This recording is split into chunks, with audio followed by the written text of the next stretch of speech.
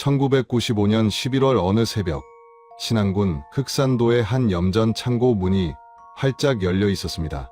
문틈 사이로 새어나오는 것은 차갑게 식어버린 공기와 바닥에 검붉게 얼룩진 혈흔이었죠.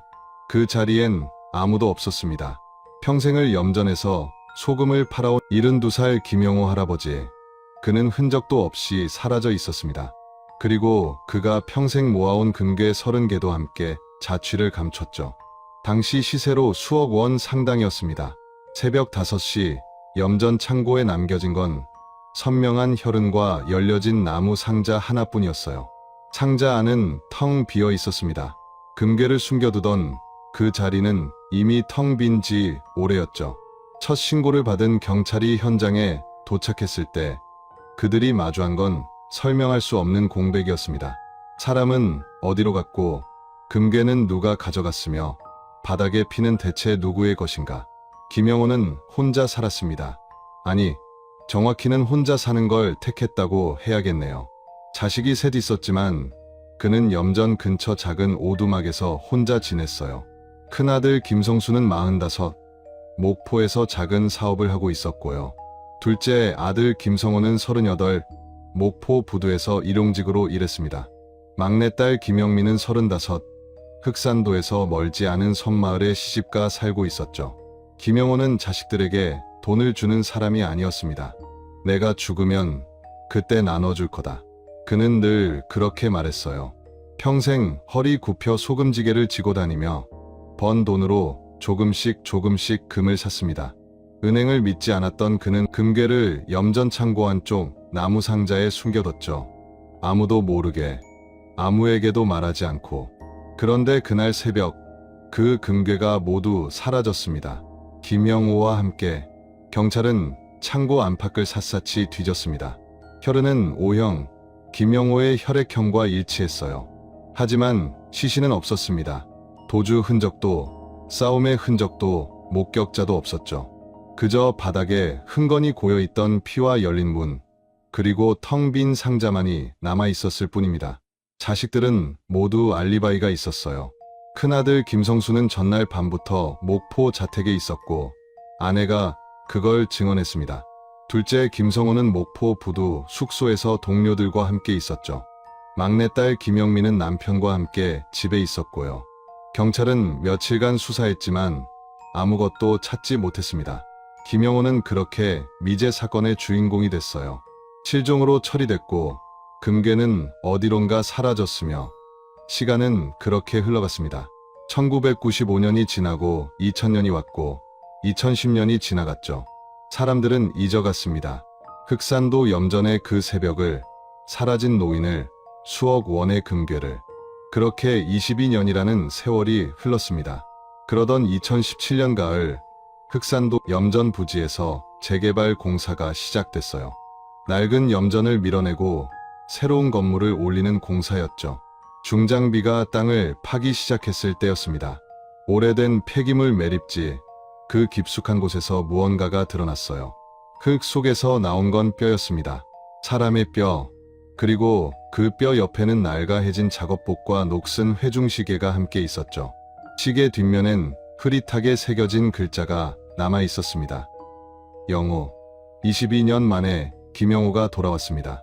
아니, 돌아온 게 아니라 발견된 겁니다. 그는 그 자리에 22년 내내 묻혀 있었던 거예요. 땅 속 깊은 곳, 아무도 찾지 못할 곳에. 그의 후두부에는 길이 8cm의 골절상이 선명하게 남아 있었습니다. 누군가 둔기로 뒤통수를 내리쳤던 흔적이었죠. 그는 도망간 게 아니었습니다. 사라진 게 아니었어요. 살해당한 겁니다. 그렇다면 22년 전 그 새벽 염전 창고에서 대체 무슨 일이 있었던 걸까요? 누가 72살 노인의 뒤통수를 내리쳤고 수억 원의 금괴를 가져갔으며 시신을 땅 속 깊이 묻었을까요? 그리고 왜 22년 동안 아무도 몰랐을까요? 진실은 세월이 지나도 땅 속에 묻히지 않습니다. 언젠가는 드러나게 되어 있죠. 김영호의 백골이 발견된 순간 22년 전 그 새벽의 진실도 함께 수면 위로 떠오르기 시작했습니다. 그리고 그 진실의 끝에는 충격적인 이름이 기다리고 있었어요. 오늘의 이야기 시작 전에 잠깐만요. 구독과 좋아요를 눌러주시면 이야기를 들려드리는데 아주 큰 힘이 됩니다. 그리고 어느 지역에서 이 사연을 듣고 계시는지 댓글에 꼭 남겨주세요. 한 분 한 분 인사드릴게요. 1995년 11월 15일 아침 7시 흑산도 염전 마을 이장 최기철 씨가 김영호의 창고 앞을 지나가다 이상한 걸 발견했습니다. 문이 활짝 열려 있었거든요. 김영호는 평소 문단속이 철저한 사람이었어요. 창고엔 소금, 지게며 작업 도구들이 있었고 무엇보다 그가 아끼는 물건들이 보관된 곳이었으니까요. 영호 씨, 집에 계십니까? 최기철 씨가 안을 들여다봤을 때 그의 얼굴이 굳어졌습니다. 바닥에 검붉은 얼룩이 넓게 퍼져 있었거든요. 피였습니다. 그는 곧장 파출소로 달려갔어요. 영호 씨, 창고에 피가 있어요. 사람이 안 보여요. 신고를 받은 흑산 파출소 경찰 2명이 현장에 도착한 건 30분 뒤였습니다. 창고 안은 어둡고 냉기가 감돌았어요. 문을 열자마자 코를 찌르는 비릿한 냄새가 났죠. 바닥 한가운데 혈흔이 지름 50cm 정도로 고여 있었습니다. 이미 굳어 있었어요. 이건 최소 몇 시간은 된 거야. 경찰은 주변을 살폈습니다. 창고 구석엔 소금, 지게와 삽이 놓여 있었고 벽면엔 낡은 달력과 작업복이 걸려 있었죠. 그런데 이상한 게 있었어요. 창고 한쪽 구석에 나무 상자 하나가 뚜껑을 연 채로 놓여 있었거든요. 상자 안은 텅 비어 있었습니다. 여기 뭐가 있었던 것 같은데. 상자 바닥엔 천 조각이 깔려 있었고 네모난 자국들이 희미하게 남아 있었어요. 무언가를 보관했던 흔적이었죠. 경찰은 곧장 목포 경찰서에 지원을 요청했습니다. 실종 사건인지 살인 사건인지 알 수 없었지만 혈흔의 양으로 봐선 심상치 않았거든요. 오후 2시 목포에서 온 형사 3명과 감식반이 현장에 도착했어요. 책임자는 강력계 형사 박종수였습니다. 46살, 20년 경력의 베테랑이었죠. 혈흔 채취하고 주변 탐문 돌려 실종자 신상부터 파악해 감식반이 혈흔을 채취하고 지문을 찾기 시작했습니다. 당시는 1995년 디지털 포렌식이나 CCTV 같은 건 없었어요. 오직 발로 뛰고 눈으로 보고 손으로 만져가며 증거를 찾아야 했죠. 혈액형 검사 결과는 다음 날 나왔습니다. O형. 마을 이장 최기철 씨의 증언에 따르면 김영호도 O형이었어요. 영호 씨는 몇 년 전에 다쳐서 병원 간 적 있는데 그때 O형이라고 했어요. 일치했습니다. 창고 바닥에 피는 김영호의 것일 가능성이 높았죠. 박종수 형사는 김영호의 집을 수색했습니다. 염전에서 100m 떨어진 곳에 있는 작은 오두막이었어요. 방 하나, 부엌 하나. 그게 전부였죠. 집 안은 정돈되어 있었습니다. 이불은 개켜져 있었고 식탁 위엔 먹다 만 밥그릇이 놓여 있었어요. 밥은 이미 굳어 있었죠. 최소 하루는 넘었어. 형사들은 집 안 구석구석을 뒤졌습니다. 옷장, 서랍, 장롱 밑까지. 그리고 장롱 위 낡은 보따리에서 통장 한 권을 발견했어요. 농협 통장이었습니다. 잔액은 230만 원. 평생 검소하게 살아온 노인의 전 재산 같았죠. 하지만 이상한 게 하나 있었습니다. 마을 사람들의 증언이 묘하게 엇갈렸거든요. 영호 씨는 돈이 좀 있었어요. 이장 최기철 씨가 말했습니다. 뭐 엄청난 건 아니지만 평생 소금 팔아서 좀 모았다고 들었어요. 금도 좀 샀다던데. 금요? 네. 은행 안 믿는다고 금을 조금씩 샀대요. 창고에 숨겨뒀다는 얘기도 있고. 박종수 형사는 다시 창고로 갔습니다. 텅 빈 나무 상자를 다시 살펴봤죠. 상자 안 천 조각을 들춰보니 네모난 자국이 여러 개 있었어요. 규칙적으로 놓여있던 무언가의 흔적이었습니다. 금괴였을 수도 있겠는데. 형사는 마을 사람들을 다시 불러 물었습니다. 김영호 씨가 금을 얼마나 가지고 있었는지 아는 사람? 아무도 정확히는 몰랐어요. 다만 10여 년간 조금씩 모았다는 것, 꽤 된다는 소문이 있었다는 것. 그 정도였죠. 적어도 수천만 원어치는 되지 않겠어요? 한 이웃이 조심스럽게 말했습니다. 어쩌면 억대일 수도. 박종수 형사의 표정이 굳어졌습니다. 실종과 금괴 도난이 동시에 일어난 거라면 이건 단순 실종이 아니었어요. 강도 살인일 가능성이 높았죠. 1995년 11월 16일 수사본부가 꾸려졌습니다. 목포 경찰서 회의실에 형사 6명이 모였어요. 일단 가족부터 조사한다. 실종 사건의 팔알은 가족 관련이야. 박종수 형사의 지시가 떨어졌죠. 김영호에게는 자식이 셋 있었습니다. 큰아들 김성수, 45살. 목포에서 작은 철물점을 운영하고 있었어요. 결혼해서 아내 박영희와 자녀 둘을 키우고 있었죠. 둘째 아들 김성호, 38살. 목포 부두에서 일용직 노동자로 일했습니다.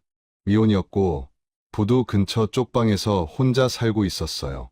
막내딸 김영미, 35살. 흑산도에서 배로 1시간 거리인 인근 섬에 시집가 살고 있었죠. 남편 이준호와 함께 작은 가게를 운영했습니다. 형사들은 셋을 차례로 불러 조사했어요. 가장 먼저 온 건 큰아들 김성수였습니다. 아버지가 실종됐다고요? 대체 무슨? 그는 충격을 받은 표정이었어요. 눈이 붉어져 있었고 손을 떨고 있었죠. 마지막으로 아버지를 본 게 언제입니까? 한 달 전쯤요. 추석 때 흑산도 갔었어요. 그때 아버지 상태는 어땠습니까? 평소랑 똑같았어요. 건강하셨고 별일 없으셨어요. 아버지와 사이는 어땠습니까? 김성수가 잠시 망설였습니다. 나쁘진 않았어요. 그냥 보통이었죠. 보통이라는 게 자주 연락하는 사이는 아니었어요. 아버지가 혼자 사시는 걸 좋아하셔서. 아버지 재산에 대해 아는 게 있습니까? 김성수의 눈빛이 미묘하게 흔들렸습니다. 재산이요? 별로 없으실 텐데요. 평생 소금 파셨는데 금을 모으셨다는 얘기 들어본 적 없습니까? 들어본 것 같기도 하고 정확히는 모르겠어요. 박종수 형사는 김성수의 알리바이를 물었습니다. 11월 14일 밤부터 15일 아침까지 어디 계셨습니까? 집에 있었어요. 가게 문 닫고 저녁 8시쯤 들어갔어요. 증명할 수 있습니까? 아내랑 애들이 있었어요. 아침까지 집에 있었고요. 형사는 아내 박영희를 따로 불러 확인했습니다. 남편분이 그날 밤 집에 계셨습니까? 네, 저녁 먹고 계속 집에 있었어요. 중간에 나간 적은요? 없어요. TV 보다가 11시쯤 같이 잤어요. 알리바이가 확인됐습니다. 다음은 둘째 아들 김성우였어요. 그는 큰형과는 분위기가 달랐습니다. 말수가 적었고 표정이 굳어 있었죠. 아버지와 얼마나 자주 연락했습니까? 거의 안 했어요. 왜죠? 별로 할 말이 없어서요. 사이가 안 좋았습니까? 김성호가 짧게 웃었습니다. 비웃음 같았어요. 좋진 않았죠. 아버지는 우리한테 관심 없으셨어요. 재산 얘기 들어본 적 있습니까? 있죠. 형이 몇 번 물어본 적 있어요. 아버지한테 돈 좀 달라고. 그래서요? 안 주셨죠. 죽을 때 주신다고. 날카로운 대답이었습니다. 11월 14일 밤엔 어디 계셨습니까? 부두 숙소요. 맨날 거기 있어요. 증명할 수 있습니까? 룸메이트 셋이 있어요. 같이 술 먹고 잤어요. 형사가 확인해 보니 사실이었습니다. 부두 노동자 3명이 그날 밤 김성호와 함께 있었다고 증언했죠. 마지막으로 막내딸 김영미가 왔습니다. 그녀는 울먹이고 있었어요. 아버지, 정말 돌아가신 건가요? 아직 확인된 건 아닙니다. 실종 상태입니다. 창고에 피가 있었다면서요. 네, 그래서 여쭤보는 겁니다. 아버지와 마지막으로 연락한 게 언제입니까? 한 달 전이요.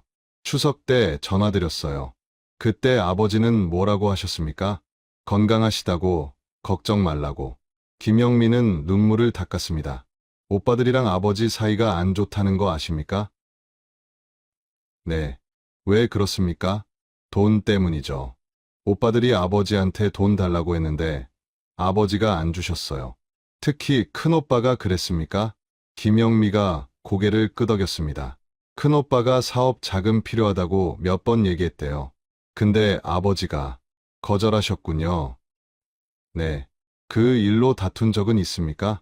제가 직접 본 건 아닌데 큰오빠가 화났다는 얘기는 들었어요. 박종수 형사의 눈빛이 날카로워졌습니다. 11월 14일 밤 어디 계셨습니까? 집이요. 남편이랑 가게 정리하고 집에 있었어요. 남편 이준호도 같은 증언을 했습니다. 세 자녀 모두 알리바이가 있었어요. 물리적으로 범행이 불가능했죠. 수사는 막혔습니다. 가족들은 모두 알리바이가 확실했고 창고엔 지문도 제대로 남아있지 않았어요. 혈흔만 있을 뿐 시신은 없었죠. 김영호는 증발한 것처럼 사라졌습니다. 박종수 형사는 마을 전체를 탐문했어요. 혹시 그날 밤 수상한 사람을 본 사람이 있는지, 이상한 소리를 들은 사람이 있는지, 대부분 아무것도 몰랐습니다. 그런데 나흘째 되던 날, 한 이웃이 찾아왔어요. 염전 맞은편에 사는 60대 할머니 한순자 씨였습니다. 형사님, 제가 그날 새벽에 뭔가 본 것 같아요. 뭘 보셨습니까? 사람이요. 창고 쪽에서 박종수 형사가 자세를 고쳐 앉았습니다. 정확히 언제입니까? 11월 15일 새벽이었어요. 5시쯤?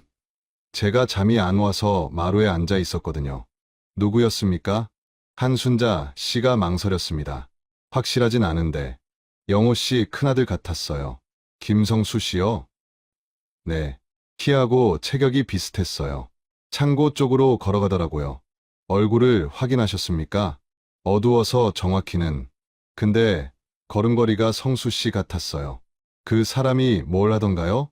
창고 쪽으로 가다가 이내 사라졌어요.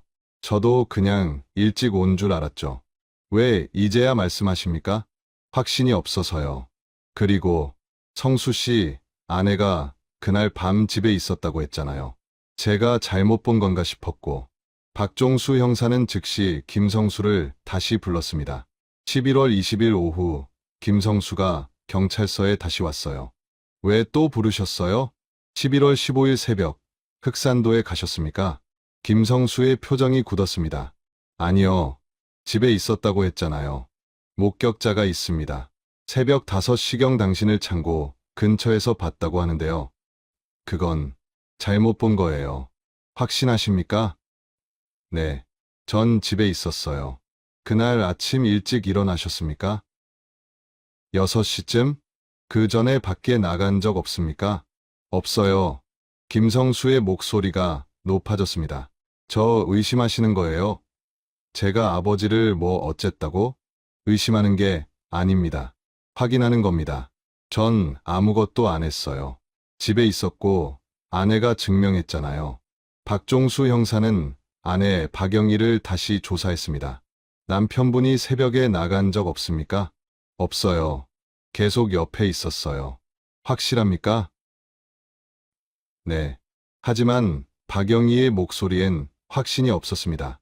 혹시 남편분이 잠깐 나갔는데 모르셨을 수도 있지 않습니까? 깊이 자서 잘 모르겠어요. 근데 아마 안 나갔을 거예요. 증언이 흔들렸습니다. 박종수 형사는 김성수를 다시 추궁했어요. 새벽에 산책 나간 적도 없습니까? 김성수가 잠시 말을 멈췄습니다. 산책은 갔을 수도 있어요. 어디로요? 집 근처요. 잠이 안 와서. 흑산도까지 갔습니까? 아니요. 목포 집 근처라니까요. 그럼 목격자는 누굴 본 겁니까? 모르죠. 저랑 비슷하게 생긴 사람 아니에요? 더 이상 진전이 없었습니다. 목격 증언은 하나뿐이었고 그마저도 확실하지 않았어요. 어둠 속에서 본 뒷모습이 전부였죠. 결정적 증거가 없었습니다. 시신도 흉기도 명확한 목격자도 없었어요.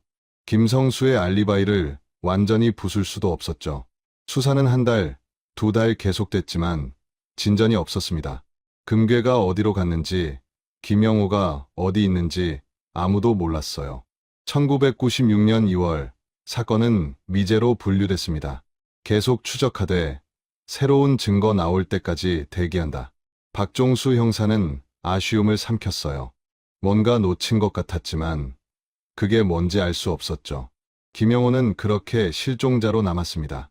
사건 파일은 서랍 깊숙이 들어갔고 시간은 흘러갔어요. 사람들은 조금씩 잊어갔습니다. 흑산도 염전의 그 새벽을, 사라진 노인을, 수억 원의 금을. 하지만 진실은 사라지지 않았습니다. 땅속 깊은 곳에서 세월을 견디며 그 자리에 그대로 남아 있었죠. 그리고 22년 후 그 진실이 다시 세상 밖으로 나올 준비를 하고 있었습니다. 알리바이는 완벽했고 증거는 없었습니다. 하지만 새벽 목격담 하나가 의심의 씨앗을 남겼죠. 큰아들 김성수, 그는 정말 집에 있었던 걸까요? 이어지는 이야기에서는 22년이라는 긴 세월이 흐른 뒤 일어난 충격적 반전이 펼쳐집니다. 땅 속에 묻혀있던 것이 마침내 드러나는 순간 모든 것이 달라지기 시작합니다. 2017년 8월 23일 신안경찰서 민원실. 한 통의 전화가 걸려왔습니다. 제보하고 싶은 게 있어요. 목소리는 중년 남성이었어요. 조심스럽고 떨리는 목소리였죠. 당직 근무 중이던 형사 이재훈이 전화를 받았습니다. 어떤 제보입니까? 1995년에 흑산도에서 실종된 김영호 씨 사건. 아시죠? 이재훈은 잠시 기억을 더듬었어요. 22년 전 사건이었죠. 알고 있습니다. 미제 사건으로 남아있는데요. 큰아들 조사해보세요. 김성수, 무슨 근거로 그러십니까? 그 사람이 1995년 이후로 갑자기 돈이 많아졌어요. 목포에서 상가도 사고, 차도 바꾸고.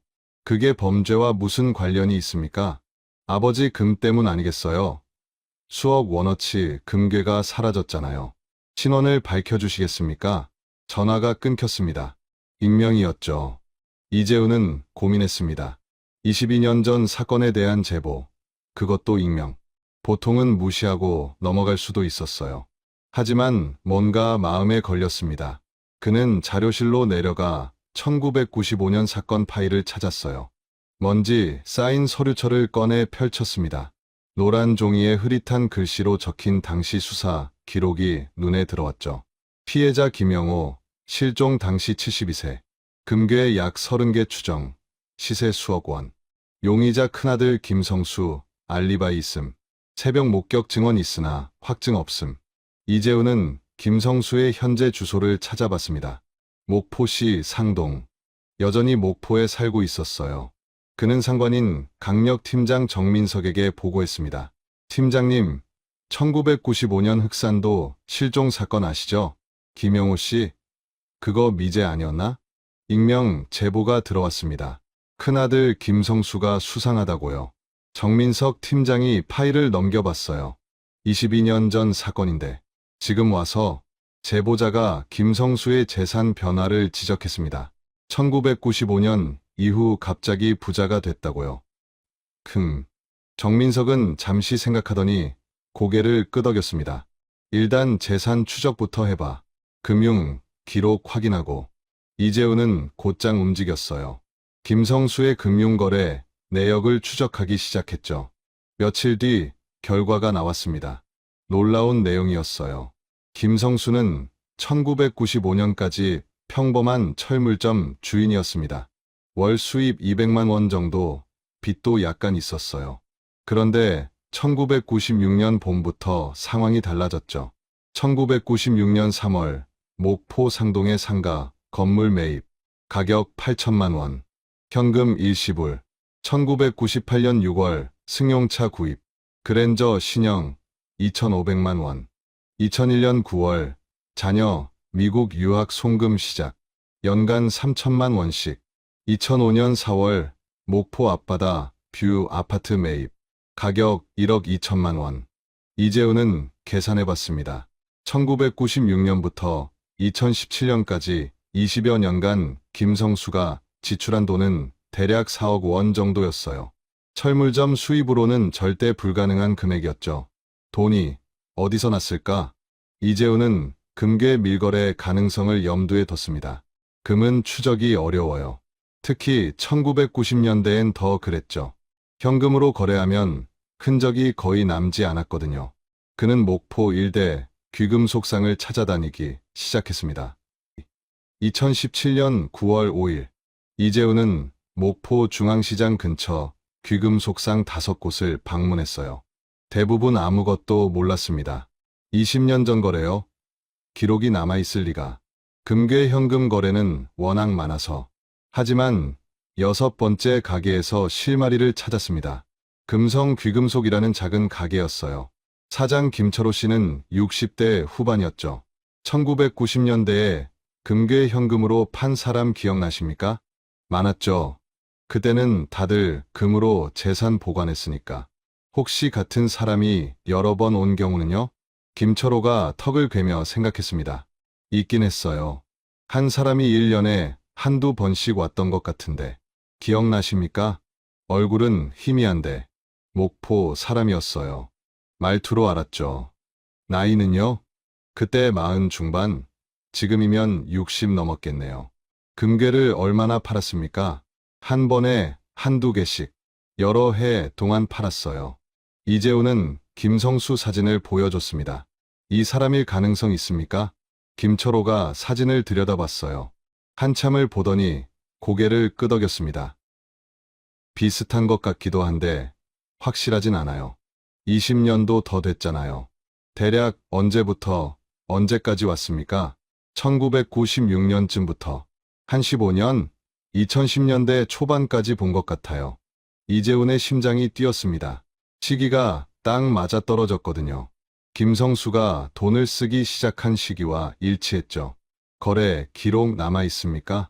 현금 거래는 기록 안 남겼어요. 그때는 다들 그랬죠. 대략 총 얼마어치 정도 거래했을까요? 김철호가 계산하듯 중얼거렸습니다. 한 번에 1,000만 원에서 2,000만 원어치. 1년에 한두 번씩. 15년이면 얼마죠? 적어도 2억 5천에서 3억은 되지 않을까요? 이재훈은 즉시 팀장에게 보고했습니다. 팀장님, 김성수가 금괴 밀거래한 정황 포착했습니다. 확실해? 귀금속상 사장 증언 확보했습니다. 시기도 딱 맞고요. 정민석 팀장이 파일을 다시 펼쳤어요. 1995년 실종 당시 금괴가 30개 정도였다고 했지? 네. 그럼 지금까지 다 팔았을 수도 있겠네. 일부는 아직 갖고 있을 가능성도 있습니다. 압수수색 영장 신청하자. 김성수 집이랑 가게 다 뒤져. 2017년 9월 12일 영장이 발부됐습니다. 이재훈과 형사 4명이 김성수의 집으로 향했어요. 목포시 상동 2층짜리 단독주택이었습니다. 오전 9시 초인종을 눌렀죠. 누구세요? 문이 열리자 김성수가 나왔습니다. 67살, 머리는 희끗희끗했지만 체격은 여전히 건장했어요. 친한 경찰서 강력계입니다. 압수수색 영장 집행하겠습니다. 김성수의 얼굴이 굳었습니다. 뭐 때문에요? 1995년 아버님 실종 사건 관련입니다. 그건 20년도 넘은 일인데. 영장입니다. 협조 부탁드립니다. 형사들이 집 안으로 들어갔어요. 거실, 안방, 작은 방, 부엌, 창고까지 샅샅이 뒤지기 시작했습니다. 김성수는 거실 소파에 앉아 떨고 있었어요. 아내 박영희가 옆에 앉아 손을 잡아줬죠. 뭘 찾는 건데요? 금괴 같은 귀금속이나 관련 증거물입니다. 금괴요? 우리 집에 그런 거 없어요. 형사들은 2시간 동안 집을 뒤졌습니다. 서랍마다, 옷장마다, 침대 밑까지. 하지만 아무것도 나오지 않았어요. 이재훈은 천장을 올려다봤습니다. 다락이 있었어요. 저기 올라가 봐야겠습니다. 다락은 오래전부터 안 쓴 곳인데. 그래도 확인하겠습니다. 형사 한 명이 사다리를 타고 올라갔어요. 다락문을 열자 먼지가 풀썩 날렸습니다. 손전등 줘봐. 불빛이 어두운 다락 안을 비췄죠. 구석에 낡은 상자 몇 개와 오래된 이불이 쌓여 있었습니다. 그리고 천장 석가래 사이 비닐로 싼 뭔가가 놓여 있었어요. 이거 뭐지? 형사가 비닐 보따리를 꺼냈습니다. 묵직했어요. 아래로 내려와 보따리를 풀었죠. 안에서 하얀 가루가 묻은 네모난 물체들이 나왔습니다. 금괴였어요. 하나, 둘, 셋, 12개. 반짝이는 황금빛 금괴가 거실 바닥에 쏟아졌습니다. 김성수의 얼굴이 새하얗게 질렸어요. 이건, 김성수 씨, 이 금괴들 어디서 났습니까? 그게, 아버지가 뭐라고요? 아버지가 살아계실 때 주신 거예요. 1995년 이전에 받은 겁니까? 네. 그럼 왜 지금까지 천장에 숨겨놨습니까? 김성수가 말을 잇지 못했습니다. 이재훈은 비닐 표면을 자세히 봤어요. 하얀 가루가 묻어 있었고 비닐 안쪽엔 손자국 같은 게 찍혀 있었죠. 이거 국과수 보내서 감식합니다. 저는 아무것도 안 했어요. 김성수가 벌떡 일어섰습니다. 그냥 아버지 유산이에요. 제가 물려받은 거라고요. 그럼 왜 22년 동안 신고 안 하셨습니까? 그건 더 이상 변명이 나오지 않았어요. 형사들은 금괴 12개와 비닐 보따리를 압수했습니다. 김성수는 그날 오후 경찰서로 임해 동행됐죠. 2017년 9월 15일 국립과학수사연구원으로 증거물이 보내졌습니다. 금괴 12개와 비닐 보따리. 감식 결과가 나오기까지 2주일이 걸렸어요. 그 사이 흑산도에서는 전혀 다른 일이 벌어지고 있었습니다. 2017년 9월 20일 흑산도구 염전 부지. 22년 동안 방치됐던 염전이 재개발되기 시작했어요. 관광 휴양단지를 만드는 사업이었죠. 오전 10시 중장비가 땅을 파기 시작했습니다. 염전 옆 폐기물 매립지부터 정리하는 작업이었어요. 굴착기가 땅을 깊게 파냈죠. 한 삽, 두 삽, 깊이가 3m쯤 됐을 때였습니다. 굴착기 기사 박현수 씨가 뭔가 이상한 걸 발견했어요. 흙 속에서 하얀 게 드러났거든요. 잠깐, 저거 뭐야? 그는 굴착기를 멈추고 내려왔습니다. 가까이 가서 보니 뼈였어요. 사람 뼈. 으악. 박현수는 소리를 지르며 뒤로 물러났습니다. 현장 감독이 달려왔죠. 왜 그래요? 저기 뼈가. 현장 감독도 땅을 들여다봤어요. 흙 속에서 두개골과 갈비뼈가 드러나 있었습니다. 이거 사람 뼈 맞네. 신고해야겠어. 오전 11시 신안경찰서에 신고가 들어왔습니다. 흑산도 재개발 현장에서 사람 뼈가 나왔어요. 이재훈이 전화를 받았어요. 어디죠? 구 염전 부지 폐기물 매립지요. 염전이요? 이재훈의 머릿속에 스쳐 지나가는 게 있었습니다. 1995년 김영호 실종 사건. 그 사건의 현장이 바로 흑산도 염전이었죠. 지금 바로 갑니다. 이재훈과 정민석 팀장, 그리고 형사 3명이 급히 흑산도로 향했어요. 배를 타고 2시간. 오후 2시에 현장에 도착했습니다. 재개발 현장은 통제됐고 굴착기는 멈춰 있었어요. 구덩이 안에 백골이 드러나 있었습니다. 거의 완전한 형태였어요. 두개골, 갈비뼈, 척추, 팔다리뼈까지. 정민석 팀장이 구덩이를 내려다봤습니다. 깊이가 얼마나 돼? 지표면에서 약 3m입니다. 의도적으로 묻은 거네. 국과수 감식반이 도착해 백골을 조심스럽게 수습했어요. 뼈와 함께 몇 가지 유물도 나왔습니다. 낡아해진 작업복 조각, 녹슨 벨트 버클, 그리고 회중시계 하나. 감식반원이 시계를 닦아냈어요. 뒷면에 희미하게 글자가 새겨져 있었습니다. 영호. 이재훈이 숨을 삼켰습니다. 김영호. 정민석 팀장도 고개를 끄덕였어요. 22년 만에 발견된 거야. 백골은 곧장 국과수로 보내졌습니다. DNA 대조와 정밀 감식이 필요했죠. 이틀 뒤 결과가 나왔어요. DNA는 김영호의 자녀들과 일치했습니다. 신원 확인이 완료됐죠. 실종 사건이 살인 사건으로 바뀌는 순간이었습니다. 2017년 9월 25일 수사본부가 재편성됐어요. 이제 살인 사건이다. 김성수를 중심으로 수사한다. 정민석 팀장의 지시가 떨어졌습니다. 바로 그날 국과수에서 또 다른 결과가 나왔어요.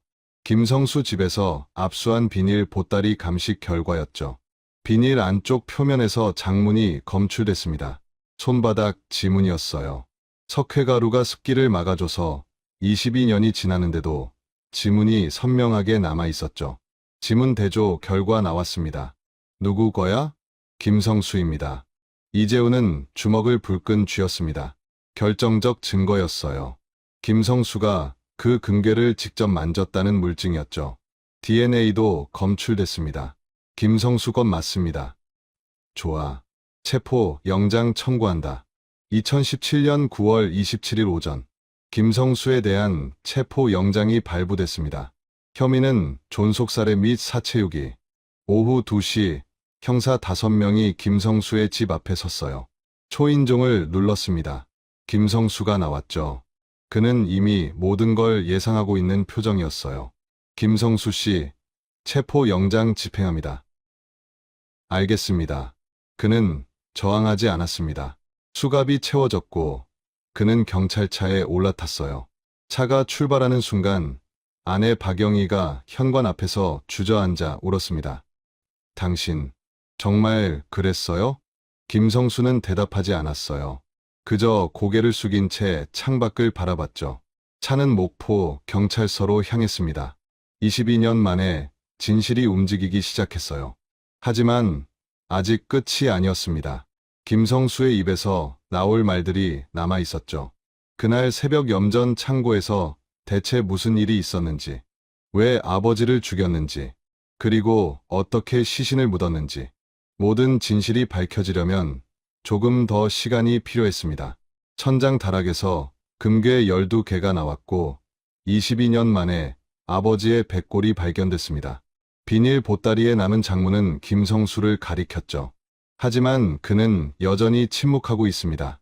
이어지는 이야기에서는 백골에 남겨진 결정적 흔적과 김성수가 마침내 입을 여는 순간이 펼쳐집니다. 현장 검증 장면에서 그가 고백하는 그날의 진실, 그리고 법정의 최종 심판까지 통쾌한 결말이 기다리고 있습니다. 2017년 9월 28일 국립과학수사연구원 흑산도에서 발견된 백골에 대한 정밀 감식이 진행됐습니다. 22년간 땅 속에 묻혀있던 뼈였지만 상태는 생각보다 양호했어요. 깊이 묻혀 있었고 폐기물 더미가 보호막 역할을 해줬기 때문이었죠. 법의학자 한승우 박사가 백골을 살폈습니다.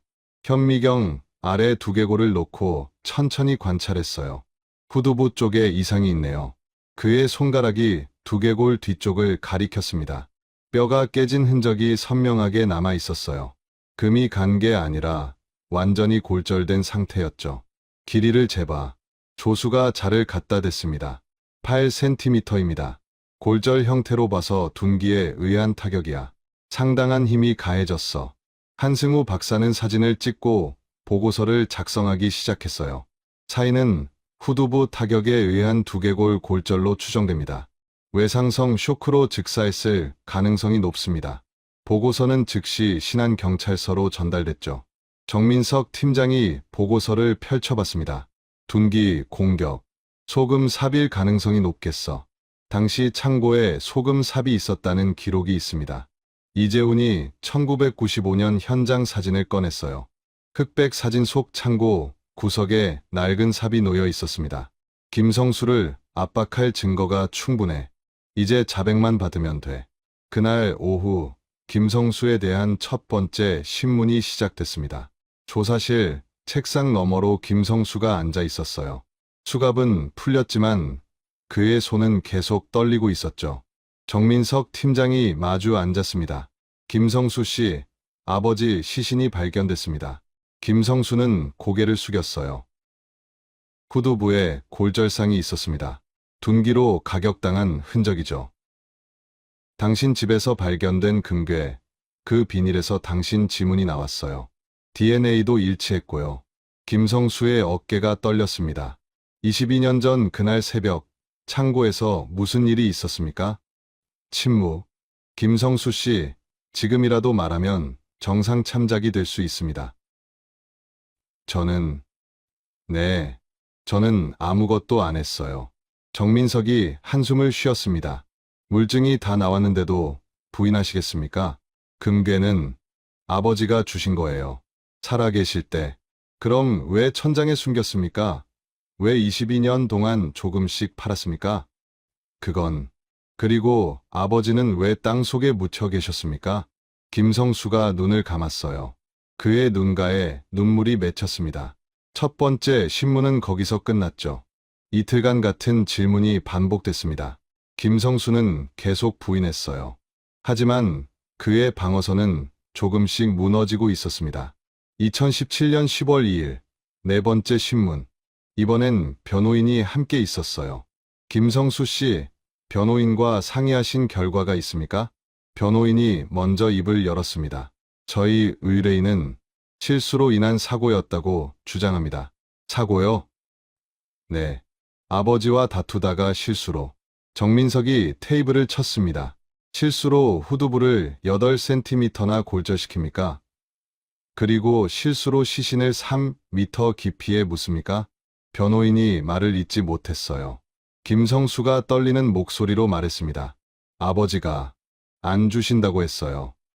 뭐려? 돈을, 금을요. 드디어 실마리가 풀리기 시작했습니다. 계속 말해보세요. 저는 그때 빚이 있었어요. 사업 자금으로 빌린 돈이 얼마였습니까? 5천만 원. 1995년 기준으로 5천만 원이면 큰 돈이었어요. 그래서 아버지한테 금을 달라고 했습니까? 네. 근데 아버지는 안 된다고만. 그래서요? 김성수가 고개를 떨구었습니다. 화가 났어요. 그래서 죽였습니까? 그럴 생각은 아니었어요. 하지만 죽였죠. 김성수가 울기 시작했습니다. 미안해요. 정말 미안해요. 일부 자백이었지만 아직 완전하지 않았어요. 범행 과정이 명확하지 않았죠. 정민석 팀장은 결정적인 카드를 꺼냈습니다. 현장 검증하시겠습니까? 네. 직접 가서 보여주세요. 그날 뭘 했는지. 김성수가 떨었습니다. 가기 싫어요. 가셔야 합니다. 그래야 진실이 밝혀지니까. 2017년 10월 5일 오전 9시 신안경찰서 앞에 경찰차 3대가 섰습니다. 김성수는 수갑을 찬 채 가운데 차에 탔어요. 목포에서 흑산도까지 배로 2시간. 항구에는 취재진들이 몰려 있었습니다. 카메라 셔터가 쉴 새 없이 터졌죠. 김성수 씨, 왜 아버지를 죽였습니까? 반성하고 있습니까? 김성수는 고개를 숙인 채 차에서 내렸어요. 형사 2명이 양쪽에서 그를 부축했습니다. 첫 번째 장소는 염전 창고였어요. 22년 전 그 창고는 아직 그대로 남아 있었습니다. 낡고 허름한 목조 건물. 문짝은 반쯤 떨어져 나갔고 지붕은 군데군데 구멍이 나 있었죠. 여기가 맞습니까? 정민석 팀장이 물었어요. 김성수가 천천히 고개를 끄덕였습니다. 네, 들어가 보시죠. 창고 문을 열자 삐걱거리는 소리가 났어요. 안은 어둡고 냉기가 감돌았죠. 김성수가 한 걸음씩 들어갔습니다. 그의 다리가 휘청거렸어요. 여기서 뭘 했습니까? 김성수는 창고 한가운데를 가리켰어요. 여기서 아버지랑 다퉜어요. 언제였습니까? 1995년 11월. 열나흘 밤이었어요. 시간은요? 밤 11시쯤. 아니, 자정 넘어서였을 거예요. 왜 그 시간에 여기 왔습니까? 아버지한테 다시 한번 부탁하려고요. 돈을 빌려달라고. 김성수의 목소리가 떨렸습니다. 그래서요? 아버지는 안 된다고만 했어요. 내가 뭘 했다고 내 금을 달라냐고. 그래서 화가 났습니까? 네. 그 다음엔요? 김성수가 창고 구석을 가리켰어요. 저기, 삽이 있었어요. 형사들이 구석으로 갔습니다. 지금은 아무것도 없었지만 1995년 사진엔 그곳에 소금 삽이 놓여 있었죠. 그 삽으로 뭘 했습니까? 김성수가 눈을 감았어요. 눈물이 볼을 타고 흘러내렸습니다. 들었어요. 삽을. 그리고요? 아버지가 등을 돌리셨을 때 때렸습니까? 네. 어디를요? 뒤통수를. 한 번으로 죽었습니까? 쓰러지셨어요. 그대로. 김성수가 무릎을 꿇었습니다. 바닥에 손을 짚고 흐느꼈죠. 일어나세요. 계속 보여줘야 합니다. 형사들이 그를 일으켰어요. 그 다음에 뭘 했습니까? 확인했어요. 아버지가 숨을 안 쉬시는 것 같아서. 그리고요, 패닉이 왔어요. 머릿속이 하얘지고 어떻게 해야 할지. 금괴는 언제 가져갔습니까? 김성수가 창고 반대편 구석을 가리켰습니다. 저기, 나무 상자가 있었어요. 그 안에 금괴가 있었습니까? 네. 30개. 다 가져갔습니까? 네. 비닐 보따리에 담아서. 그리고 시신은요? 김성수가 입술을 깨물었어요. 여기 구석에 놔뒀어요. 며칠 동안. 며칠이요? 사흘인가, 나흘인가. 정확히는 기억이. 그 뒤엔요? 김성수가 밖을 가리켰습니다. 저쪽, 폐기물 매립지에. 두 번째 장소로 이동했어요. 재개발로 일부 정리됐지만 매립지 흔적은 남아 있었습니다. 김성수는 굴착기가 백골을 발견한 바로 그 지점에 섰어요. 여기입니까? 네. 어떻게 묻었습니까? 밤에 삽으로 파고 혼자 했습니까? 네. 몇 시간 걸렸어요. 깊이는요? 최대한 깊게 3미터는 됐을 거예요. 왜 여기에 묻었습니까? 이곳은 당시에 폐기물 버리던 곳이었어요. 아무도 안 올 거라고 생각했어요. 김성수가 무릎을 꿇었습니다. 땅바닥에 이마를 박고 울었어요. 아버지, 미안해요. 아버지, 정말 미안해요. 용서해 주세요. 제발. 취재진의 카메라가 그 모습을 담았습니다. 형사들은 잠시 그를 내버려뒀어요. 22년 만에 터져 나오는 참회였죠. 한참 후 김성수가 일어났습니다. 다 말씀하셨습니까? 네. 다른 공범은 없었습니까? 없어요. 저 혼자 했어요. 확실합니까? 네. 아무도 몰랐어요. 아내도, 동생들도. 현장 검증이 끝났습니다. 김성수는 다시 경찰차에 탔어요. 목포로 돌아가는 배 안에서 그는 계속 창밖을 바라봤습니다. 흑산도가 점점 멀어지고 있었죠. 22년간 그를 짓눌렀던 비밀이 마침내 세상에 드러난 순간이었습니다. 2017년 10월 15일 검찰로 사건이 송치됐습니다. 혐의는 존속살해, 사체유기, 재물 절취. 검사는 구형을 준비하면서 추가 증거를 확보했어요. 금괴 밀거래 기록이 그것이었죠. 목포 일대 귀금속상 5곳에서 증언을 받았습니다. 1996년부터 2015년까지 약 18개의 금괴를 현금화한 정황이 확인됐어요. 총액은 대략 2억 5천만 원에서 3억 원 사이. 김성수는 그 돈으로 상가를 샀고 차를 바꿨고 자녀를 유학 보냈죠. 아버지를 죽이고 빼앗은 금으로 20년을 살아온 겁니다. 검찰은 김성수의 은행 거래 내역도 분석했어요. 1996년 이후 큰 지출이 있을 때마다 직전에 현금 입금이 있었습니다. 패턴이 명확했죠. 금괴를 팔고 현금을 받고 그걸 은행에 입금한 뒤 사용하는 방식이었어요. 한편 피해자 김영호의 지인들도 조사를 받았습니다. 염전에서 함께 일했던 동료들이었죠.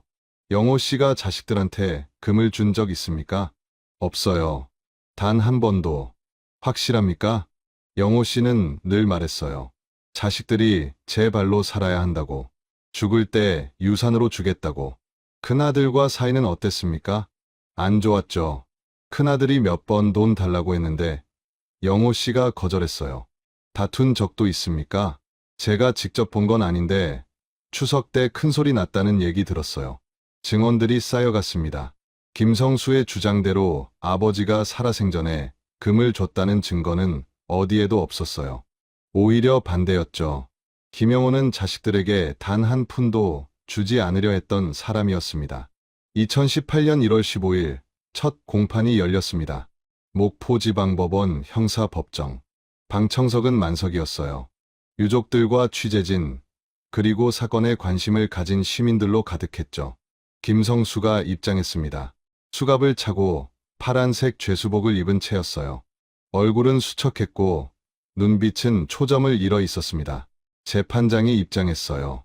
피고인 김성수, 일어서십시오. 김성수가 자리에서 일어났습니다. 검사, 공소사실 낭독하십시오. 검사가 서류를 펼쳤어요.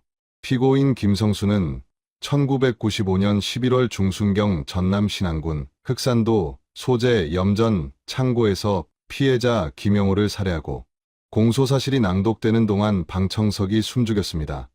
이에 피고인을 존속살해죄, 사체유기죄, 절도죄로 기소합니다.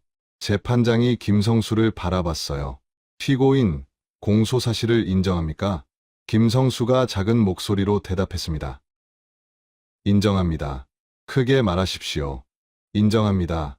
방청석에서 흐느끼는 소리가 들렸어요. 막내딸 김영미였습니다. 그녀는 고개를 숙이고 울고 있었죠. 재판은 한 달 동안 계속됐습니다. 증거조사, 증인 신문, 피고인 신문. 검사는 징역 40년을 구형했어요. 피고인은 생명의 은인이자 부양자인 친부를 살해했습니다. 동기는 오직 금전적 욕심이었습니다. 범행 후 22년간 아무런 반성 없이 피해자의 재산으로 호의호식했습니다. 이는 천륜을 저버린 극악무도한 범죄이며 엄벌이 필요합니다. 변호인은 선처를 호소했어요. 피고인은 깊이 반성하고 있습니다. 현장 검증에서 보신 것처럼 진심으로 뉘우치고 있습니다. 하지만 재판부의 표정은 차갑게 굳어 있었습니다. 2018년 2월 5일 선고 공판. 방청석은 다시 만석이었어요. 재판장이 판결문을 들어 올렸습니다. 주문. 피고인을 징역 35년에 처한다. 방청석이 술렁였어요. 피고인은 친부를 살해하고 시신을 은닉했으며 그 재산을 탈취해 20여 년간 사용했습니다. 범행 동기는 금전적 욕심에 불과했고 범행 수법은 치밀하고 잔혹했습니다. 현장 검증에서 일부 반성의 태도를 보였으나 22년간 진실을 숨기고 도피한 점을 고려하면 죄질이 매우 불량합니다. 이에 존속살해의 중대성을 고려하여 징역 35년을 선고합니다. 이상. 재판장이 망치를 쳤어요. 똑. 김성수는 그 자리에 주저앉았습니다. 방청석에서 김영미가 울부짖었어요. 아버지, 아버지. 둘째 김성호는 아무 표정 없이 앞만 바라보고 있었죠. 김성수의 아내 박영희는 고개를 떨구고 있었습니다. 법정을 나서는 김성수의 뒷모습은 초라했어요. 한때 아버지의 금으로 떵떵거리며 살았던 사람. 이제 그는 35년형을 선고받은 죄수가 됐습니다. 재판 후 김영미가 취재진 앞에 섰어요. 오빠는 제게 오빠가 아니었어요. 아버지를 죽이고 그 돈으로 잘 살았던 사람이에요. 22년 동안 저희는 아버지가 어디 계신지도 몰랐어요. 오빠는 악마였어요. 그녀는 더 이상 말을 잇지 못하고 돌아섰습니다. 압수됐던 금괴 12개는 유족에게 반환됐어요. 하지만 그들은 그 금을 받고 싶어 하지 않았습니다. 이건 아버지 피로 얼룩진 돈이에요. 결국 금괴는 팔려서 김영호의 추모 사업에 쓰이기로 했죠. 흑산도 염전 자리에 작은 추모비가 세워졌습니다. 평생을 바다와 소금으로 살다 간 김영호를 기리며 비석 앞에는 늘 하얀 국화가 놓여 있었어요. 김성수는 현재 전남 교도소에서 복역 중입니다. 출소 예정 연도는 2053년. 그때 그는 83살이 됩니다. 아버지를 죽인 대가는 이렇게 무거웠습니다. 후두부 골절상, 비닐 보따리의 장문, 그리고 현장 검증에서 터져 나온 자백. 22년 만에 밝혀진 진실은 너무나 처참했습니다. 아들은 단지 돈 때문에 아버지를 죽였고 그 금으로 20년을 호의호식했죠. 징역 35년. 가장 가까운 피가 가장 차갑게 식은 순간이었습니다. 1995년 11월 흑산도 염전 창고에서 한 노인이 사라졌습니다. 그의 이름은 김영호. 평생을 소금 지게에 지고 다니며 번 돈으로 조금씩 모은 금괴 30개와 함께였죠. 당시 시세로 수억 원 상당이었습니다. 경찰은 수사했지만 시신도 금괴도 찾지 못했어요. 가족들은 알리바이가 있었고 결정적 증거도 없었죠. 사건은 미제로 남았습니다. 하지만 진실은 결코 사라지지 않았어요. 22년 동안 땅속 미터 깊이에 묻혀 있었지만 언젠가는 드러날 운명이었죠. 2017년 익명의 제보 한 통이 잠들어 있던 사건을 깨웠습니다. 큰아들 김성수가 1995년 이후 갑자기 부자가 됐다는 제보였어요. 경찰은 그의 재산을 추적했고 금괴 밀거래 정황을 포착했죠.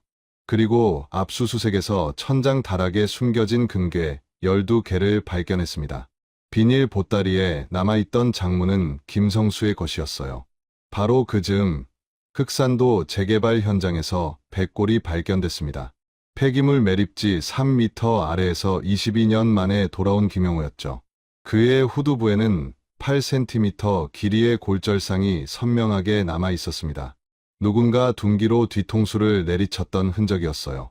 모든 증거는 큰아들 김성수를 가리켰습니다. 현장 검증에서 그는 마침내 입을 열었어요. 아버지가 금을 안 주신다고 했어요. 화가 났어요. 단지 그뿐이었습니다. 돈 5천만 원의 빚 때문에 72살 아버지의 뒤통수를 소금 삽으로 내리쳤던 거예요. 아버지는 그 자리에서 쓰러졌고 다시는 일어나지 못했습니다. 김성수는 금괴 30개를 모두 가져갔어요. 비닐 보따리에 담아 집으로 돌아갔죠. 사흘 뒤 그는 아버지의 시신을 폐기물 매립지에 묻었습니다. 3m 깊이로 아무도 찾을 수 없을 만큼 깊이. 그리고 22년 동안 아무 일 없다는 듯 살았습니다. 금괴를 조금씩 팔아 상가를 사고 차를 바꾸고 자녀를 유학 보냈어요. 아버지의 피로 얼룩진 금으로 호의호식했던 겁니다.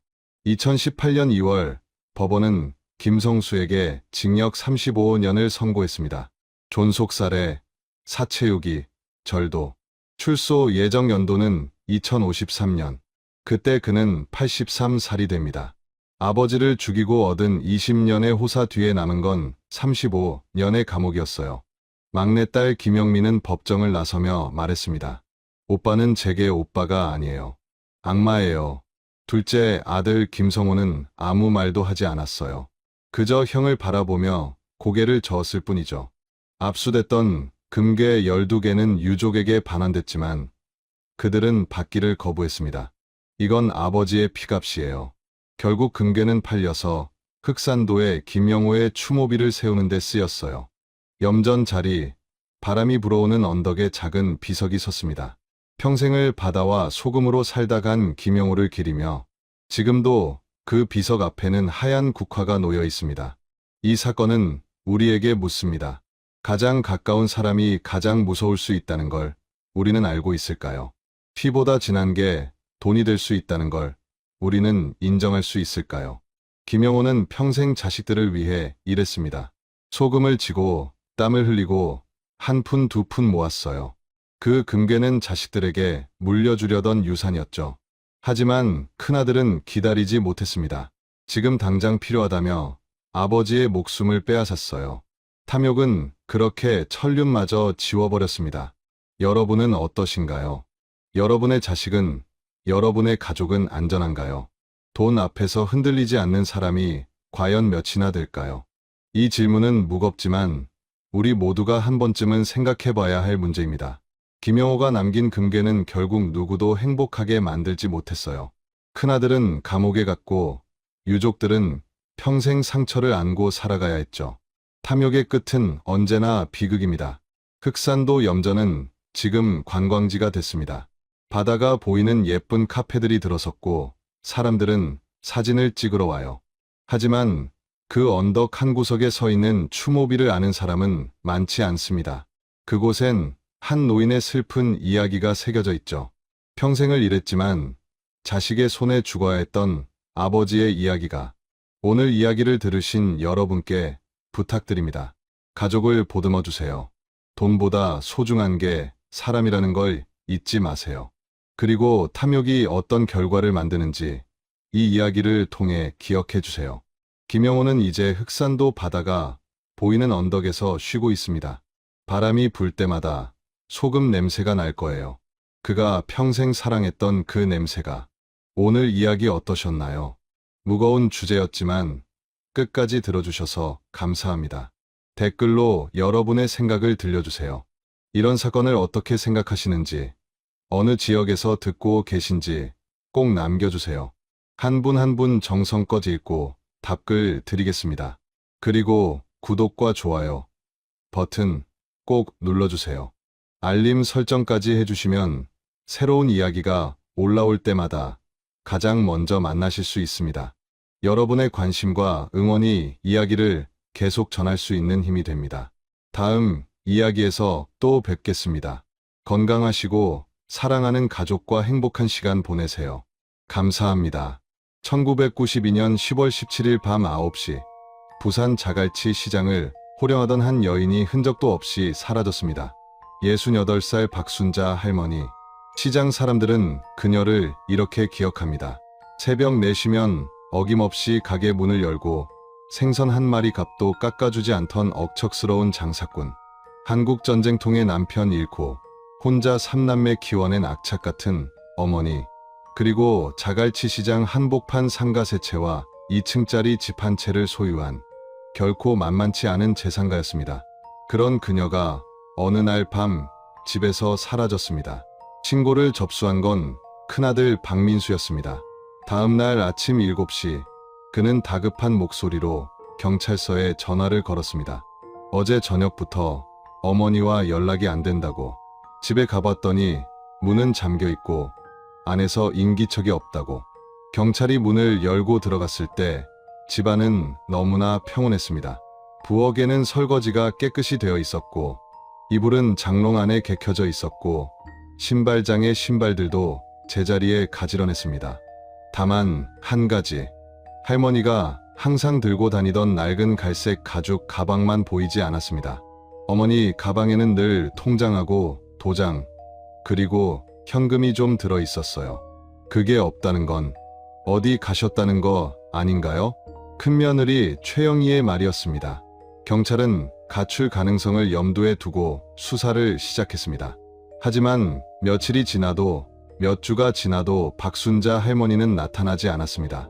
시장 상인들도 오랜 단골 손님들도 심지어 평생 앙숙처럼 지내던 옆 가게 아줌마도 그날 이후 할머니를 보지 못했다고 증언했습니다. 수사는 점점 미궁 속으로 빠져들었습니다. 목격자도 없고 흔적도 없고 단서도 없었습니다. 90년대 초 지금처럼 CCTV가 거리마다 있던 시절도 아니었습니다. 경찰이 할 수 있는 건 발로 뛰며 사람들에게 묻고 가족들 진술을 수기로 받아 적고 혹시 모를 목격자를 기다리는 것뿐이었습니다. 그리고 결국 1993년 봄 이 사건은 미제로 남았습니다. 가족들은 실종 신고를 그대로 둔 채 각자의 삶으로 돌아갔습니다. 시장 상가 세 채는 자식들 명의로 넘어갔고 할머니가 살던 집은 큰아들 부부가 관리했습니다. 시간이 흐르면서 사람들 기억 속에서 박순자 할머니는 조금씩 희미해져 갔습니다. 그렇게 23년이 흘렀습니다. 그리고 2015년 봄 그 철거 현장에서 붉은 주머니가 나왔습니다. 둘째 사위 김재호의 인감도장과 함께 23년 만에 벽 속에서 나온 인감도장. 그것이 밝혀낸 진실은 무엇이었을까요? 가족이라는 이름 뒤에 숨겨진 차마 입 밖에 꺼낼 수 없었던 그 비밀 속으로 지금 들어가 보겠습니다. 오늘의 이야기 시작 전에 잠깐만요. 구독과 좋아요를 눌러주시면 이야기를 들려드리는데 아주 큰 힘이 됩니다. 그리고 어느 지역에서 이 사연을 듣고 계시는지 댓글에 꼭 남겨주세요. 한 분 한 분 반갑게 인사드릴게요. 1992년 10월 18일 오전 부산 남부경찰서 형사과로 실종 신고가 접수됐습니다. 신고자는 큰아들 박민수 46살. 그는 다급한 목소리로 말했습니다. 어제 저녁 6시쯤 어머니한테 전화했는데 안 받으시더라고요. 이상해서 밤에 집에 가봤는데 불도 꺼져 있고 문 두드려도 대답이 없어서요. 담당 형사 박철수는 즉시 현장으로 출동했습니다. 자갈치 시장에서 도보로 5분 거리, 골목 안쪽 2층짜리 단독주택. 대문은 잠겨 있었고 우편함에는 이틀치 신문이 꽂혀 있었습니다. 형사는 큰아들과 함께 예비 열쇠로 문을 열었습니다. 집안은 너무 조용했습니다. 거실 탁자 위에는 반 마신 보리차 잔이 놓여 있었고 부엌 개수대는 깨끗이 설거지가 되어 있었습니다. 2층 안방으로 올라가자 장롱문이 반쯤 열려 있었고 그 안에 이불이 단정하게 개켜져 있었습니다. 화장대 위에는 할머니가 쓰던 빗과 머릿기름, 병이 그대로 놓여 있었습니다. 가출이라기엔 너무 깔끔한데요. 박 형사가 중얼거렸습니다. 강력 사건의 흔적은 전혀 보이지 않았습니다. 문 잠금 장치에 파손 흔적도 없었고 집안 어디에도 몸싸움이나 폭행의 흔적은 없었습니다. 다만 한 가지, 할머니가 늘 들고 다니던 갈색 가죽 가방이 보이지 않았습니다. 어머니는 그 가방을 항상 끼고 사셨어요. 시장 갈 때도, 은행 갈 때도. 안에 통장이랑 도장, 현금 얼마 넣고 다니셨거든요. 박민수의 설명이었습니다. 형사는 수첩을 꺼내 기록하기 시작했습니다. 1992년 컴퓨터 없이 모든 걸 손으로 써야 하던 시절이었습니다. 마지막으로 어머님 보신 게 언제죠? 사흘 전입니다. 10월 15일 목요일 저녁에 저희 집에서 같이 식사했어요. 그때까지만 해도 멀쩡하셨는데 그날 무슨 대화 나누셨습니까? 박민수는 잠시 말을 멈췄습니다. 그리고 조심스럽게 입을 열었습니다.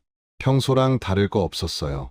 시장 이야기, 손주들 이야기, 그런 거요. 박 형사는 박민수의 표정을 살폈습니다. 뭔가 더 있는 것 같았지만 첫날 조사에서 너무 몰아붙일 수는 없었습니다. 다른 가족분들 연락처 좀 주시죠. 모두 조사해야 하니까요. 박민수는 수첩을 꺼내 적었습니다. 둘째 동생 박영자 씨와 그 남편 김재호 씨, 막내 동생 박민호 씨, 박순자 할머니에게는 두 아들과 딸 하나, 모두 3남매가 있었습니다. 큰아들과 막내아들은 아직 부산에 살고 있었고 둘째 딸은 출가해 서면에서 남편과 슈퍼마켓을 운영하고 있었습니다. 어머니, 재산이 좀 있으시다던데요?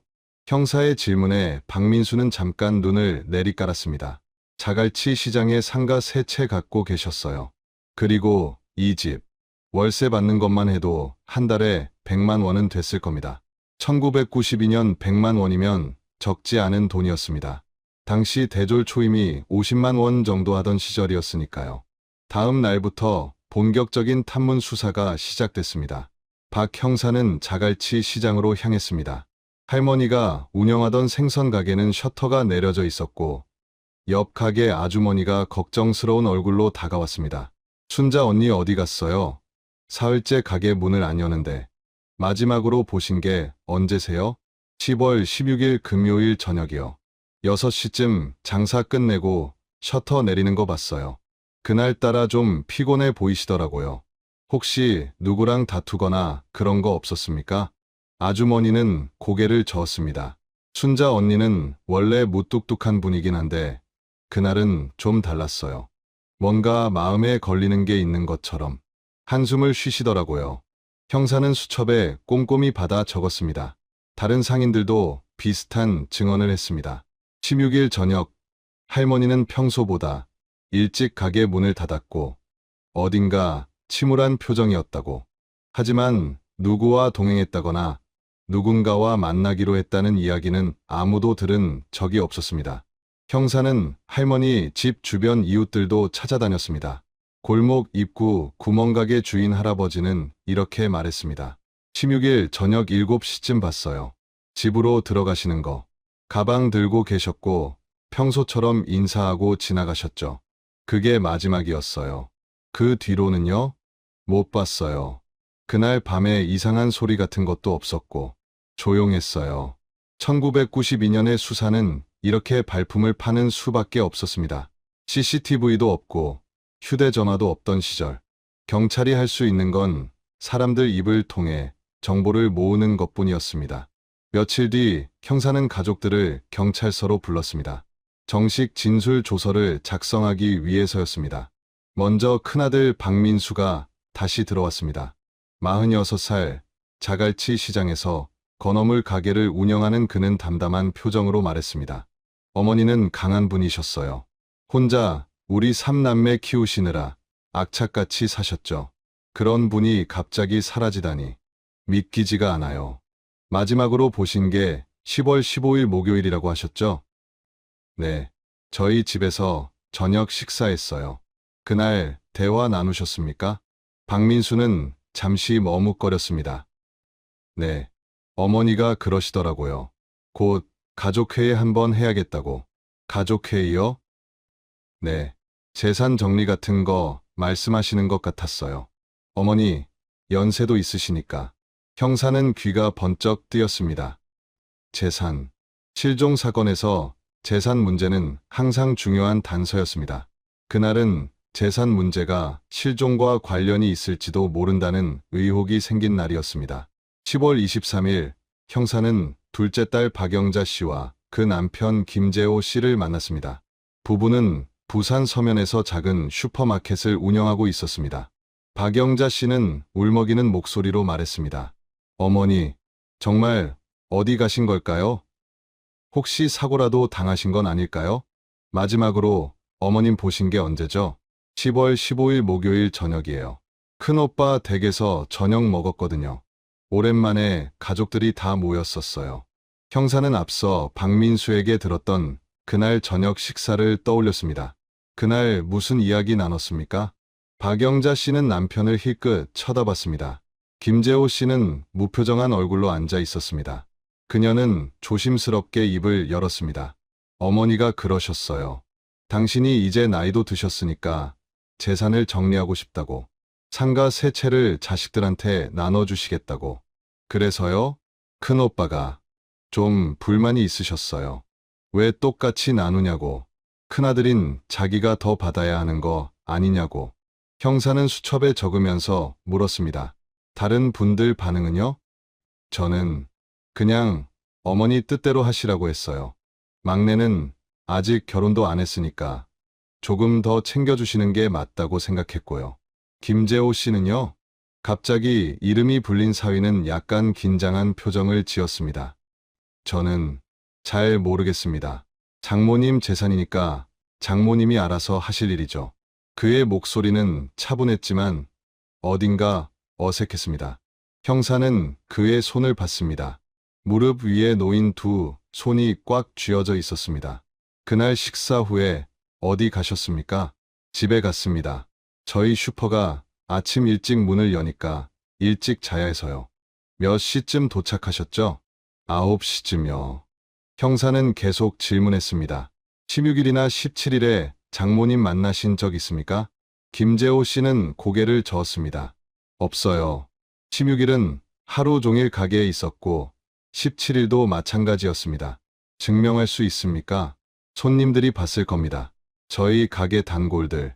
형사는 더 이상 묻지 않았습니다. 아직 범죄로 단정할 수 없는 상황이었으니까요. 하지만 뭔가 석연치 않은 느낌은 지울 수 없었습니다.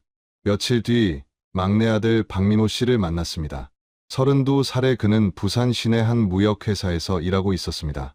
어머니가 왜 갑자기 사라지셨을까요? 정말 모르겠어요.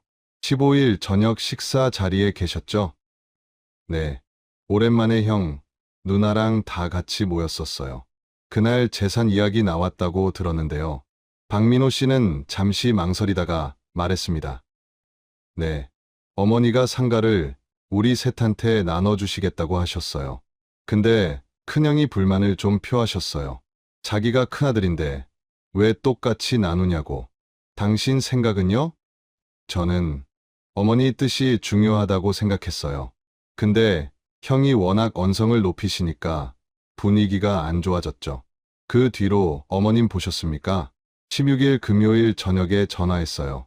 어머니한테 15일에 분위기가 안 좋아서 죄송하다고 말씀드리려고요. 근데 전화를 안 받으시더라고요. 몇 시에 전화하셨죠? 8시쯤이었어요.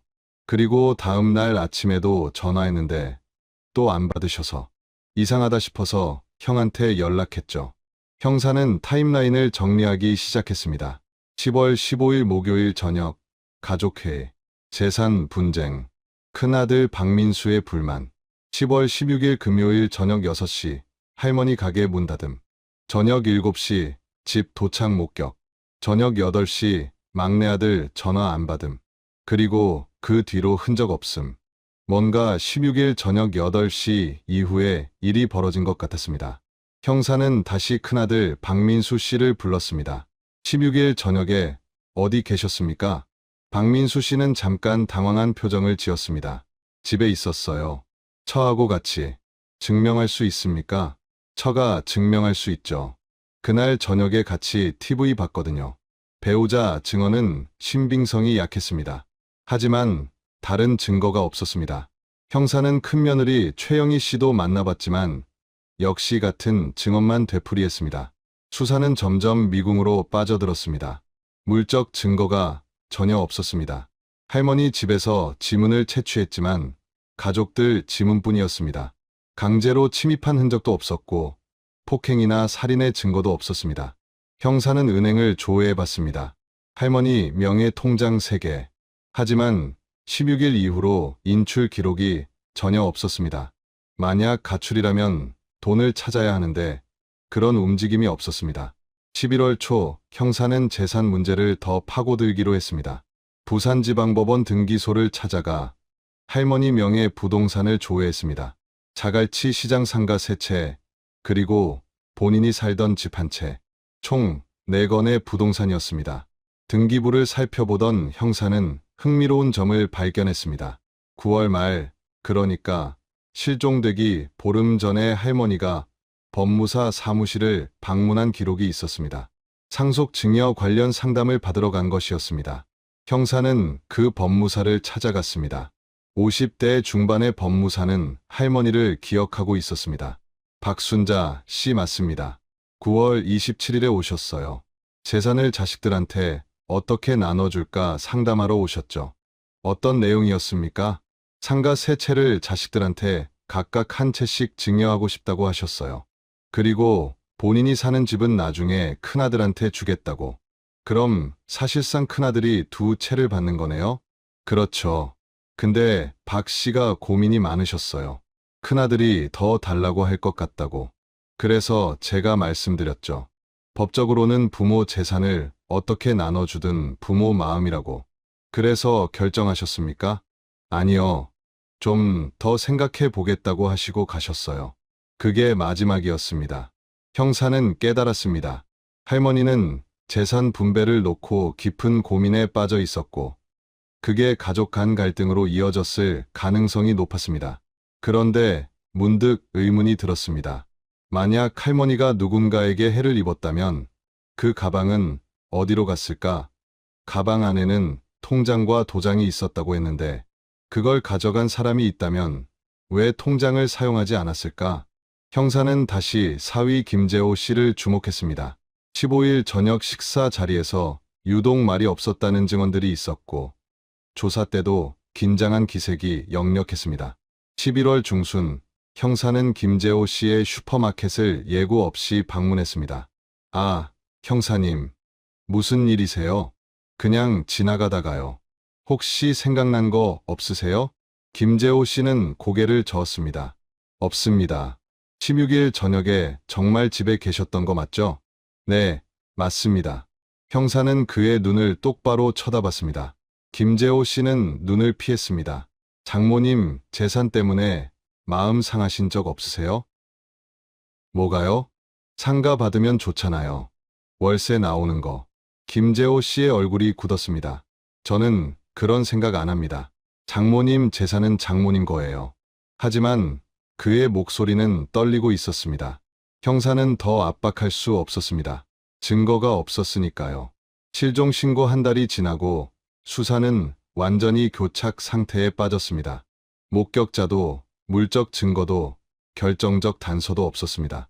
1992년의 수사 기법으로는 더 이상 나아갈 수가 없었습니다.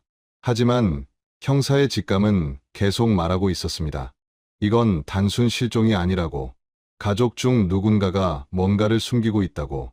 특히 둘째 사위 김재호와 큰아들 박민수, 둘 다 수상하다고 말이죠. 1992년 12월, 겨울이 왔습니다. 박순자 할머니가 사라진 지 2달이 지났지만 여전히 아무런 소식이 없었습니다. 형사 박철수는 마지막 노력을 기울이기로 했습니다. 그는 할머니가 다니던 자갈치 시장을 다시 한번 샅샅이 뒤졌습니다. 혹시 놓친 목격자가 있을까? 혹시 작은 단서라도 있을까? 하지만 사람들은 이제 지쳐 있었습니다. 형사님, 우리도 이제 모르겠어요. 순자 언니, 정말 어디 간 건지.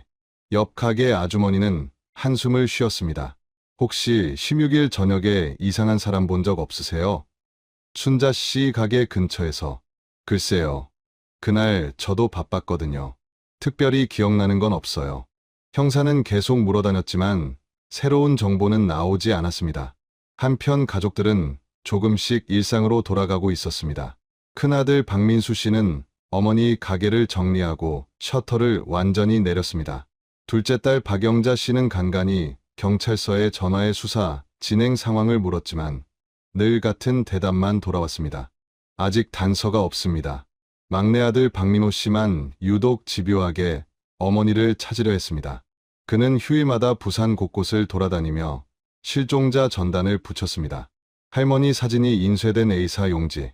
박순자, 68세, 1992년 10월 16일 실종이라는 문구와 함께 연락처가 적혀 있었습니다. 12월 어느 날 형사에게 한 통의 제보 전화가 걸려왔습니다. 저 박순자 씨 실종 건 때문에 전화했는데요. 네, 말씀하세요. 제가 10월 중순쯤 자갈치 시장 근처에서 이상한 걸 봤거든요. 근데 그게 중요한 건지 몰라서 이제야 연락했어요. 형사는 긴장했습니다. 뭘 보셨는데요? 16일 저녁 8시쯤이었어요. 시장 뒷골목에서 남자 2명이 큰 가방을 들고 가더라고요. 근데 그 가방이 엄청 무거워 보였어요. 둘이서 간신히 들고 가는 것 같았거든요. 형사의 심장이 뛰기 시작했습니다. 그 남자들 얼굴 보셨습니까? 어두워서 잘 안 보였어요. 근데 둘 다 키가 좀 있었고, 한 명은 안경 쓴 것 같았어요. 가방은 어떻게 생겼습니까? 갈색이었어요. 옛날식 여행 가방 같은, 크고 네모난 거요. 형사는 즉시 목격자를 경찰서로 불렀습니다. 50대 남자, 시장 근처 식당 주인이었습니다. 그는 진술서를 작성하며 말했습니다. 그날 저도 장사 끝내고 집에 가는 길이었어요. 뒷골목 지름길로 가다가 봤죠. 두 남자가 가방을 트럭에 싣더라고요. 트럭이요? 네, 작은 봉고 트럭이었어요. 색깔은 하얀색이었나? 잘 기억은 안 나는데. 번호판 봤습니까? 못 봤어요. 너무 어두웠고 저도 그냥 지나가는 사람들인 줄 알았거든요. 형사는 이 정보를 토대로 다시 조사를 시작했습니다. 가족 중에 봉고 트럭을 가진 사람이 있는지 확인했습니다. 큰아들 박민수 씨는 승용차를 몰았고 둘째 사위 김재호 씨는. 형사는 서면 슈퍼마켓으로 달려갔습니다. 가게